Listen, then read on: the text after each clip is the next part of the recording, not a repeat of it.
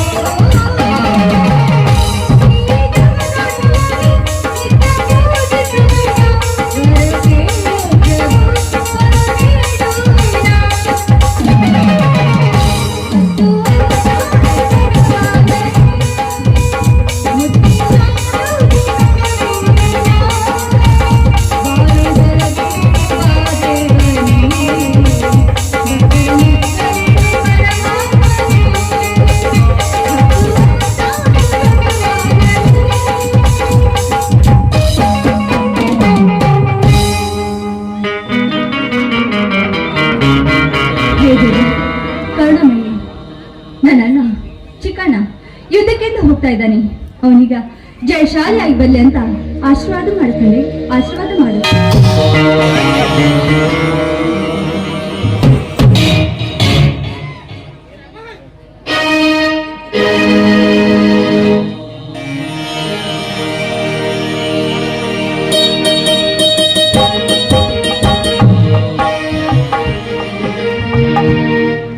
ಬಸವಣ್ಣನೇ ತಾಯಿ, ಬಸವಣ್ಣನೇ ತಂದೆ, ಬಸವಣ್ಣನೇ ಪರಮ ಬಂಧುವನಿಗೆ ವಸುದೀಶ ಕಪಿಲ ಸಿದ್ಧ ಮಲ್ಲಿಕಾರ್ಜುನ ನಿಮ್ಮ ಹೆಸರಿಟ್ಟ ಗುರು ಬಸವಣ್ಣನಯ್ಯ, ಬಸವಣ್ಣನಯ್ಯ.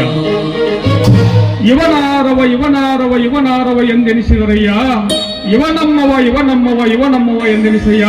ಕೂಡಲ ಸಂಗಮ ದೇವ ನಿಮ್ಮ ಮನೆಯ ಮಗನೆಂದೆನಿಸಯ್ಯ, ನಿಮ್ಮ ಮನೆಯ ಮಗನೆಂದೆನಿಸಯ್ಯ. ತಂಗಿ, ಸತ್ಯವಾದ ಮಾತನ್ನ ಹೇಳಿದೆ ತಂಗಿ, ಸತ್ಯವಾದ ಮಾತನ್ನ ಹೇಳಿದೆ. ಸತ್ಯಮೇವ ಜಯತೆ ಎಂಬ ಶಬ್ದ ಇನ್ನೂ ಸತ್ತಿಲ್ಲ ತಂಗಿ, ಇನ್ನೂ ಸತ್ತಿಲ್ಲ. ಸತ್ಯವಂತರಿರುವವರೆಗೂ ಸತ್ಯ ಸಾಯುವುದಿಲ್ಲ ತಂಗಿ, ಸತ್ಯ ಸಾಯುವುದಿಲ್ಲ. ಯುದ್ಧಕ್ಕೆ ಹೊರಟಿರುವ ನನ್ನ ತಮ್ಮ ಗೆದ್ದೇ ಬರುತ್ತಾನೆ ಎಂಬ ನಂಬಿಕೆ ನನಗಿದೆ ಅಮ್ಮ, ನಂಬಿಕೆ ನನಗಿದೆ. ಹೌದಣ್ಣ, ನಮ್ಮ ಅಣ್ಣಂದ್ರ ಹೃದಯ ಭಂಡಾರದಲ್ಲಿ ಸಾಯಿನ ಶಬ್ದ ಯಾವತ್ತಿಗೂ ಇಲ್ಲ.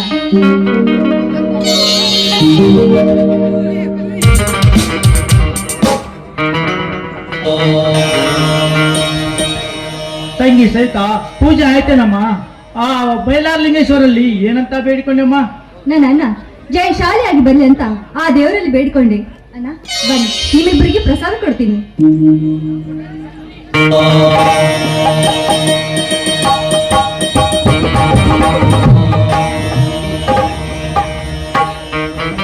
ತಂಗಿ, ಈ ನಿನ್ನ ಪ್ರಸಾದ ಯುದ್ಧದಿಂದ ಮರಳಿ ಬರುವವರೆಗೂ ಸದಾ ನಿನ್ನ ಪ್ರೀತಿಯ ಉಸಿರಾಗಿಲ್ಲಮ್ಮ, ಪ್ರೀತಿಯ ಉಸಿರಾಗಿರ್ಲಿ. ಅಣ್ಣ, ನೀನೊಂದು ಕಡೆ ಯುದ್ಧಕ್ಕೆ ಹೋಗ್ತಾ ಇದೆಯಲ್ಲ ಅಂತ ತುಂಬಾನೇ ಸಂತೋಷವಾಗ್ತಾ ಇದೆ. ಮತ್ತೊಂದು ಕಡೆ ನೀನೇ ನನ್ನ ಬಿಟ್ಟು ಹೋಗ್ತಾ ಇದೆಯಲ್ಲ ಅಂತ ತುಂಬಾ ದುಃಖ ಆಗ್ತಾ ಇದೆಯಣ್ಣ. ಏನು ತಂಗಿ, ನೀನು ದುಃಖಿಸುವುದೇ? ಭಾರತ ಮಾತೆಯ ರಕ್ತ ಹರಿಯುತ್ತಿದೆ ಅಮ್ಮ ನಮ್ಮಿಬ್ಬರ ಹೃದಯದಲ್ಲಿ.